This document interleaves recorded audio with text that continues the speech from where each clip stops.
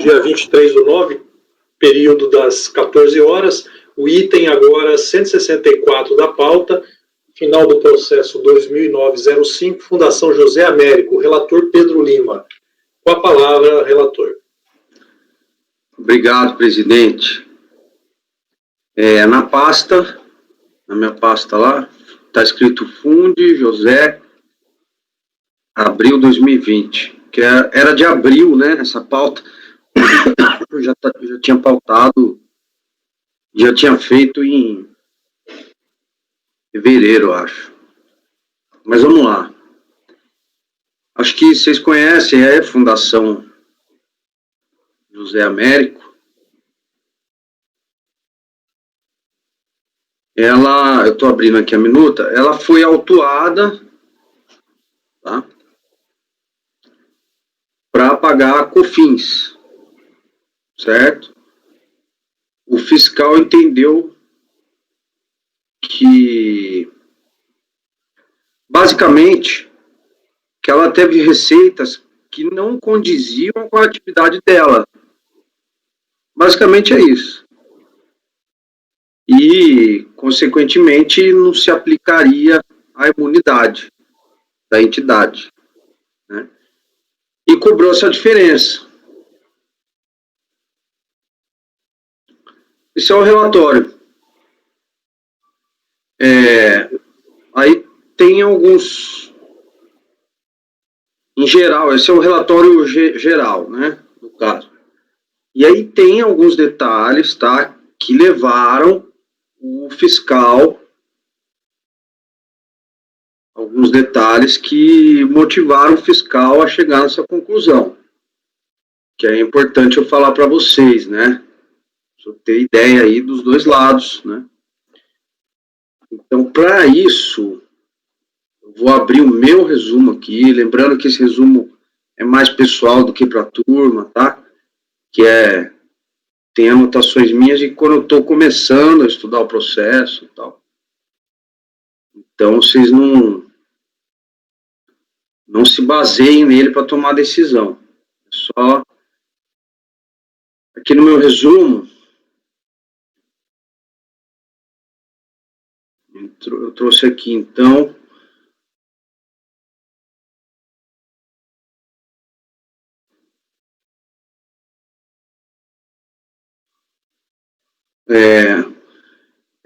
essas questões que eu mencionei, né? Ó, falando aqui na trecho da DRJ, né? Verificou-se que grande número decorria de serviços prestados pelo contribuinte, típicos de iniciativa privada e alheios aos objetivos sociais descritos nos estatutos sociais da Fundação, sendo receitas não próprias da Fundação, sujeitam-se, nos termos da legislação citada, neste auto de infração e no TVF, a incidência do COFINS. Tá? Aí no recurso voluntário, o contribuinte pediu sobrestamento até julgar o auto de infração de RPJ, mas a gente não pode aqui, né? Que é matéria nossa também, então a gente tem que julgar. Pediu para que a gente reconhecesse a isenção deles, de acordo com o artigo 1314 da MP 2158 de 2001, ou a imunidade. Pediu para anular o auto de infração, em razão de ter laborado em grande equívoco, ao apurar o valor supostamente devido a isso, que não considerou de forma correta a base de cálculo do tributo. COFINS, devendo excluir do montante recebido as meras entradas contábeis, como restou definido nos argumentos acima.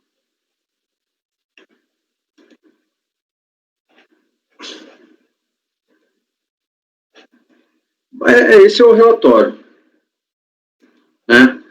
Aí no voto, eu vou entrar aqui nos códigos, nas rúbricas das receitas, que era isso, na verdade, que eu queria passar para vocês aqui. Mas está lá no voto, então, acho que esse é o ponto principal. Pode passar para o voto? Está sem áudio, presidente, mas vou passar para o voto aqui, então. Não foi isso, não. O que eu não achei no voto é qual é a essência dessa atividade, porque ele fala terceirização da mão de obra. Até onde eu li só fala isso.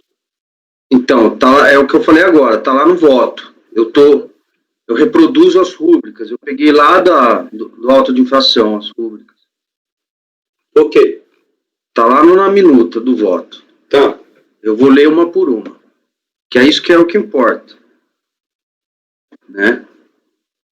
Ó, então, lendo meu voto, o auto de infração de COFINS, de folhas 1095 seguintes, apontou as seguintes rúbricas como receitas estranhas à atividade principal da Fundação José Américo, entidade sem fins lucrativos de apoio ao ensino. É isso que ela faz. Ela é uma entidade sem fins lucrativos de apoio ao ensino. Aí vem lá, Código da Receita 4.11. Aqui são contabilizadas receitas da prestação de serviço de reprografia, receita para custear a alimentação de policiais militares, advindas de órgãos instalados no campus da UFPB, bem como doações de funcionários da UFPB contabilizados sob a rúbrica consignações. Então, me parece que é apoio ao campus lá da UFPB. Me parece ok. Código da Receita 4.12. As receitas contabilizadas nesse código correspondem ao contrato 1/2003, ser lembrado entre a Fundação José Américo e o Hospital Universitário Lauro Vanderlei, para a prestação de serviços de higienização, produção e distribuição de refeições, apoio administrativo e manutenção, no valor de R$1.690.000. Então, também me parece de apoio ao ensino. É Hospital Universitário, né? Lauro Vanderlei. Aí lá, ponto 3. Código tal. As receitas corresponde ao contrato tal, celebrado entre a fundação e o hospital universitário tal. É igual ao anterior. Ponto 4. Contrato entre a Universidade Federal da Paraíba e a Fundação para produção, higienização e distribuição de refeições, enfim, se vocês lerem aí, são todos de apoio ao ensino, todos de acordo com a atividade da Fundação. Então, diante da constatação das receitas apontadas acima, a fiscalização concluiu que a Fundação obteve receitas com finalidade lucrativa e escapou do fim específico da entidade, que é de apoio educacional, e tributou a Fundação sobre as regras de incidência aplicáveis às pessoas jurídicas em geral. Logo, em razão das receitas identificadas, a fiscalização deixou de considerar a imunidade da Fundação unicamente para estas receitas. O procedimento utilizado pela fiscalização possui base legal, conforme pode ser verificado na legislação utilizada e na jurisprudência desse Conselho. Contudo, pela simples leitura das rúbricas autuadas e da atividade fim da Fundação José Américo, que é o apoio às universidades, não há como concluir que as receitas são estranhas. Todas as receitas, sem exceção, correspondem justamente à atividade fim da Fundação. Em geral, são serviços de refeição ou limpeza para universidades e hospitais universitários.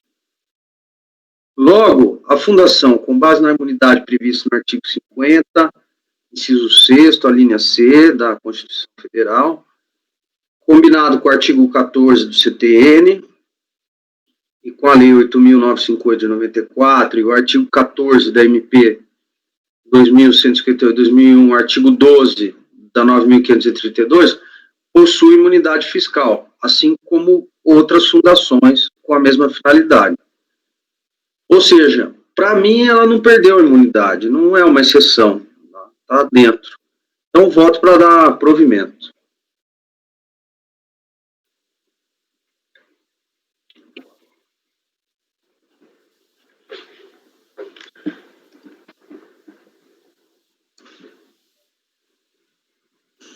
Eu estava tentando abrir o processo, até agora não consegui.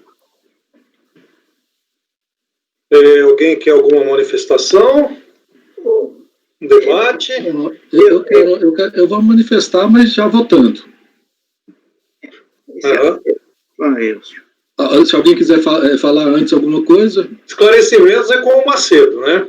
Não, eu quero... Essa questão do apoio ao ensino, ela é tão difícil de ser... Eu entendo o que o fiscal viu, porque realmente essa coisa de fazer refeição para o restaurante universitário e prestar serviço de limpeza para o hospital, segurança para o campus, eu não sei se isso é realmente apoio ao ensino. Eu fico em dúvida se tivesse alguma diretriz para a gente ter o que é apoio ao ensino, essa segurança, restaurante e limpeza, eu não sei. Eu agora me bateu uma dúvida aí. Assim, antes de entrar no mérito, tem umas questões, então, que eu gostaria de pontuar, antes de entrar nessa questão que o Marcelo está falando. Primeiro, o seguinte, que o Pedro, ele fundamenta a imunidade no artigo 150, está lá os artigos lá Só que essa imunidade é específica de impostos, ela não se aplica para as contribuições sociais. A imunidade das contribuições sociais está lá no artigo 195, parágrafo 7º, se não me engano, mas se restrita às entidades beneficentes de assistência social. Então, quer dizer, não seria o caso. Então, essa imunidade não se aplica. Outra questão, se você olhar o relatório fiscal, vai ver que lá consta a apuração sobre os mesmos fatos, apuração de IRPJ e das contribuições sociais. Na DRJ, a DRJ até faz referência do julgamento que já teve do IRPJ. E se a gente for no regimento interno, a gente vai ver lá que quando as contribuições sociais forem reflexos do IRPJ formalizados com os mesmos elementos de prova, elas devem ser julgadas na primeira sessão. Agora, eu não sei se nesse caso assim, pode ser considerado reflexo. Mas se você olhar, inclusive, o relatório fiscal, ele começa a falar do IRPJ e desenvolve inclusive afasta a imunidade de impostos para o IRPJ, por considerar que mesmo na imunidade de impostos ele não se incluiria, porque ela não é nem de educação e nem de assistência social. E são as duas hipóteses que ela encaixaria, em tese, né? Ela afasta do IRPJ essas duas hipóteses. Então, eu acho que tem essas duas questões que antecedem o mérito. Primeiro, essa possibilidade de a gente não poder votar e tem que ser analisado pela primeira sessão. E segundo, essa não aplicação da imunidade tributária ao caso sob questão. E uma outra questão também que eu já vou aproveitar e já falar, na fiscalização, todas as atividades, todas as receitas e atividades que estavam consoante o objetivo social da empresa, eles foram excluídas. Ela só lançou, pelo que eu entendi aqui, né? Lógico que nessa hora que a gente faz uma análise, não é profunda, é rápida. Pelo que eu entendi aqui, só foi lançado nas receitas referentes à cessão de mão de obra. Ela funciona também como cessionária de mão de obra. Então, assim, só essas receitas foram... Então, tem essas três questões que eu acho que complicam aqui o julgamento aqui. Bom, esclarecendo, então, o senhor, eu estou usando o 150, inciso 6º, a linha C da Constituição Federal, como um mero norte, né? Porque a regra específica... Não, mas não pode, né, Pedro? Porque ela é só... Só concluir aqui. É okay. O artigo 14 do CTN, né? A Lei 8.958 de 94 e o artigo 14 da MP 2.158, que prevê justamente a imunidade para entidades sem fins lucrativos. que é esse caso aqui.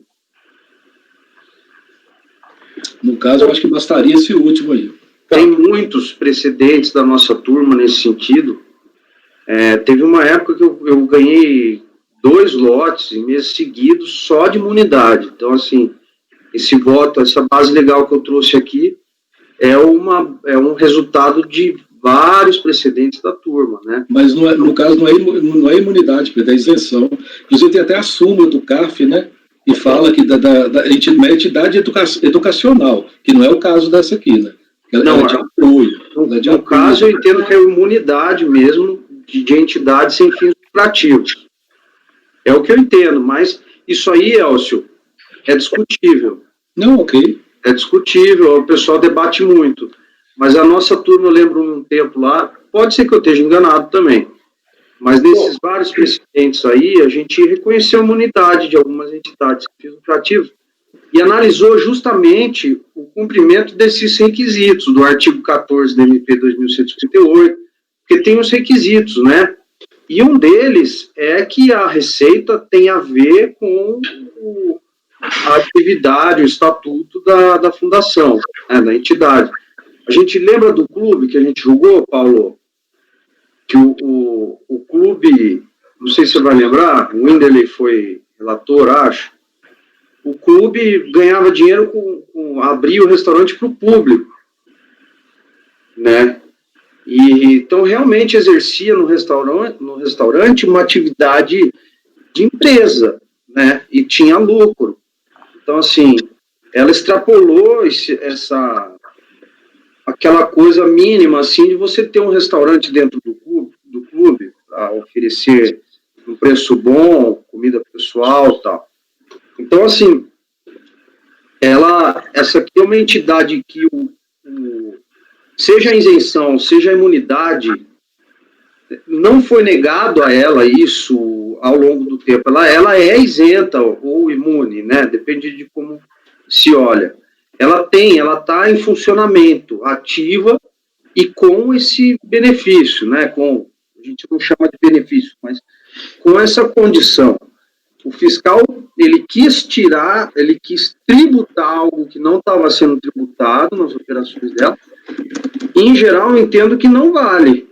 Pelo que eu vi, me parece realmente apoio ao ensino. Agora, não estou dizendo que não vale uma reflexão, como você disse, Macedo, que se realmente isso é apoio ao ensino, né? Ele começa a mandar a mão de obra para todo mundo e vira um negócio, né? Não sei. Não sei. Eu acho que é algo, sim, que a gente tem que decidir se essas atividades aí são apoio ao ensino ou não. Bom, gente, tá. Como o Elcio falou, existe uma prejudicial aí que deve ser somente se superada, a gente poderia estar entrando no mérito aí, que seria a questão da competência da primeira sessão, porque, pelo que parece, a autuação é resultado de um procedimento fiscal que abrangeu vários tributos. Então, Paulo, é só sobre isso. Eu entendo que é nosso, senão eu teria declinado, sem problema nenhum. Mas não tem nenhuma informação de que essa fiscalização foi reflexa. E eu entendo que não é, porque aqui o que a gente tem no processo é só um auto de infração mesmo, cobrando o COFINS. É o que a gente está julgando no processo. O Elcio, você leu alguma coisa, foi já no voto da DRJ? É só o COFINS. Não, eu li no relatório da fiscalização. Menciona, sim. Está no volume 1, e deixe-me ver, é logo no início, não está muito longe do início, não. Tem cópia do auto de infração de RPJ. Tem sim, houve autuação, tem cópia lá do IRPJ. Mas esse processo, vocês podem ver na ementa da DRJ, é só COFINS. Ele não é reflexo, entendeu? Ele tem apuração própria do COFINS aqui. Reflexo seria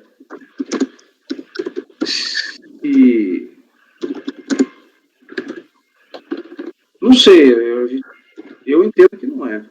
Olha, já começa na folha 3, a representação contra o contribuinte assim identificado foi emitido auto de infração de IRPJ, CSL, COFINS, acrescido e multa, lançados no processo tal, e que o contribuinte apresentou impugnação. Pelo que eu estou vendo aqui, eu estou olhando o processo inicial. Teve um processo inicial de IRPJ, que já foi julgado pelo CARF, já está até no arquivo, e esse processo ele foi apartado. Então, foi apartado a parte de COFINS e feito outro processo, que é esse que a gente está julgando. Mas isso foi feito tudo no escopo, o lançamento foi feito todo junto. Pelo que eu estou vendo aqui, aconteceu isso. Então, parece que o Elcio tem razão. Pelo que eu estou vendo aqui, é o mesmo MPF, né? Eu estou olhando aqui, ó, eu estou olhando o processo, peraí, deixa eu ver. O final 2566, que é o primeiro que ele faz referência no relatório dele. Ele fala, no relatório está escrito lá, que, ó, tendo inicialmente incluído o lançamento da COFINS no processo 2566, foi pedido despacho exarado, formalizando novo processo. Ao apartamento dos débitos, seguiu... Então, teve um processo inicial, esse 2566, que já foi julgado, e depois foi apartado os débitos de COFINS, presente processo. Eu tenho até um voto muito bonito lá, viu? O voto do IRPJ lá está bem bacana, estou lendo ele aqui. Vale a pena até ler. Ok. Bom, o Elcio já estaria voltando a essa questão de prejudicialidade, que é em relação à competência ou não? Eu gostaria de ouvir a opinião dos colegas. Pelo que as informações a mais que a Mara trouxe, eu entendo sim pela competência da primeira sessão. Não é porque apartou-se que seria fatos geradores próprios da contribuição social, das contribuições sociais, mesmo porque os fatos geradores são o quê? A receita, né? A base é o seguinte, o fundamento da autuação são receitas não próprias da atividade, ou seja, são receitas que são base de cálculo, ajustadas, claro, de imposto de renda e também das contribuições. Eu também entendo, sim, pela competência da primeira sessão. O problema é que ele tem um TVF só para COFINS aqui.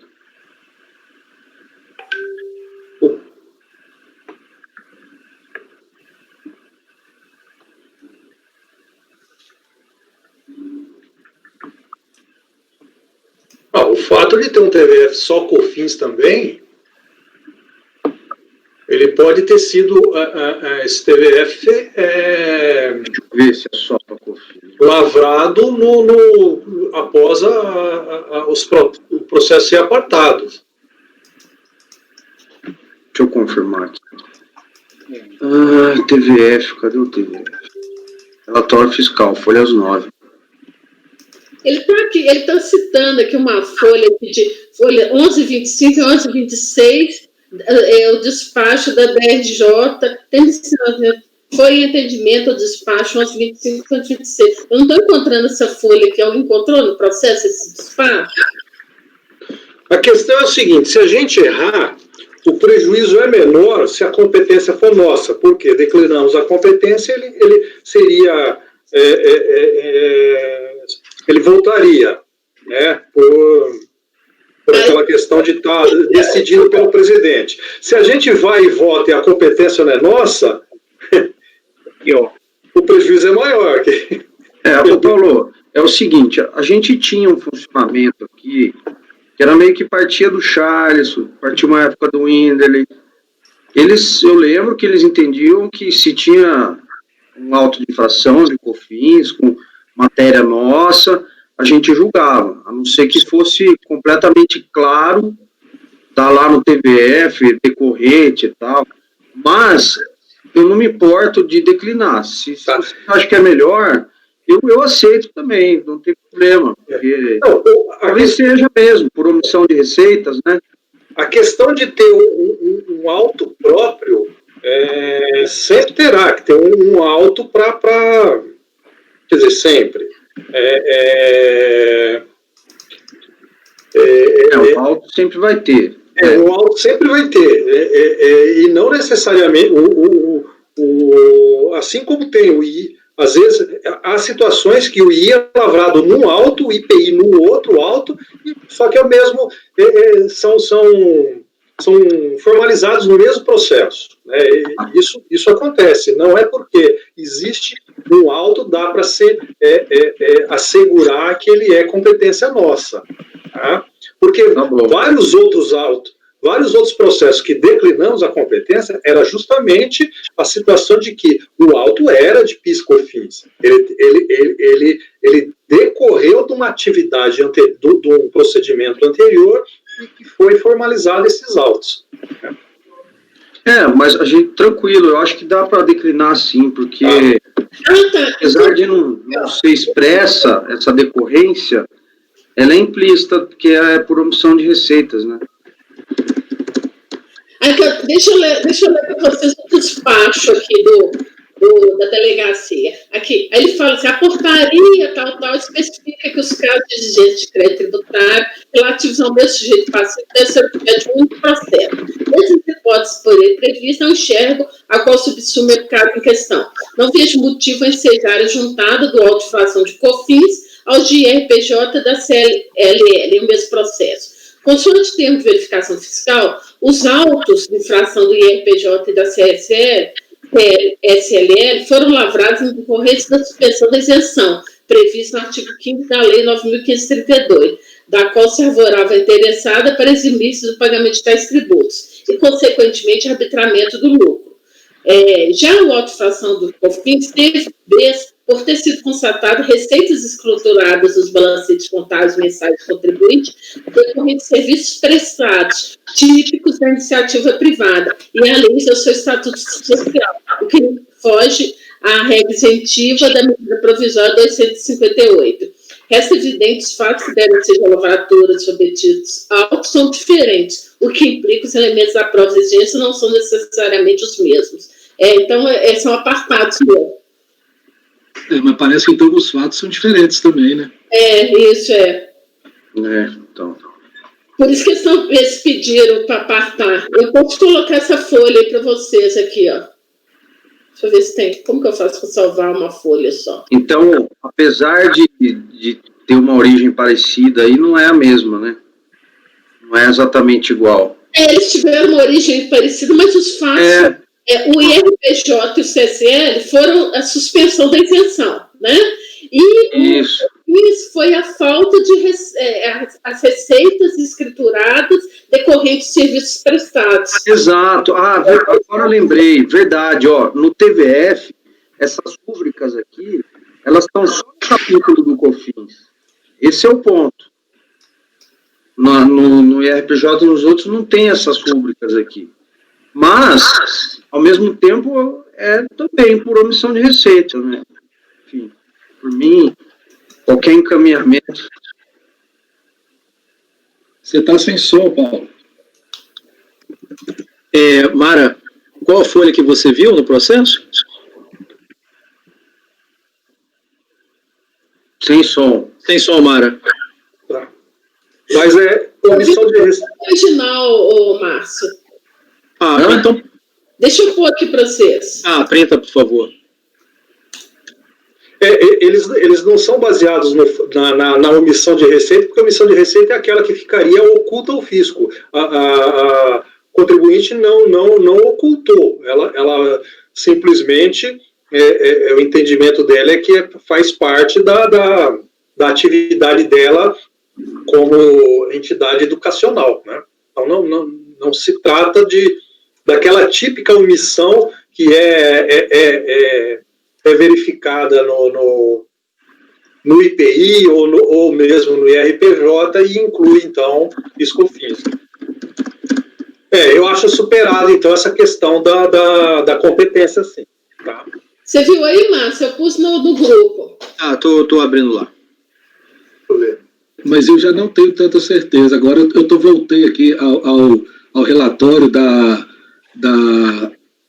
fiscalização, porque o regimento fala dos mesmos fatos, não é do mesmo direito, né? Dos mesmos fatos. No caso lá, está afastando a imunidade do IRPJ, porque a imunidade é da Constituição, do 150 é de imposto. Está afastando. Mas está lançando aqui, ó, quer ver? Lá no relatório lá, ó. Tem-se, portanto, que as atividades desenvolvidas pela Fundação José Américo consistem em atividades de terceirização de mão de obra, afrontando, inclusive, os preceitos constitucionais, não podendo a mesma gozar de imunidade, pois desempenha atividades típicas de iniciativa privada, devendo, portanto, sujeitar-se às mesmas regras tributárias exigíveis dos empreendedores da iniciativa privada. Isso aí é do RPJ. Ele está afastando a imunidade e está falando que essas atividades de terceirização de mão de obra são tributadas pelo IRPJ. Aí, quando a gente vai nas contribuições, vamos ver aqui. A base é a mesma.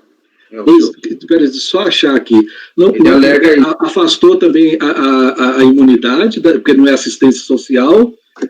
Não, ok.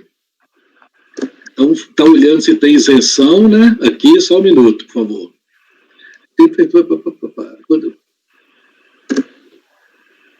As ações que...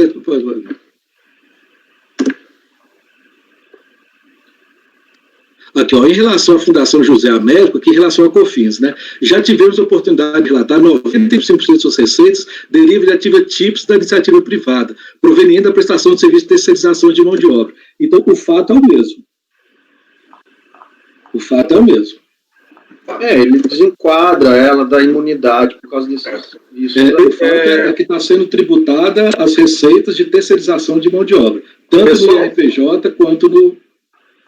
Pessoal, um minutinho. Está dando o horário da Val. Precisamos interromper a gravação para dar continuidade com a gravação feita pelo Leonardo e Pedro.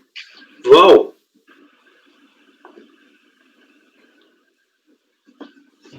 Sim, presidente. Pode interromper a gravação, por favor?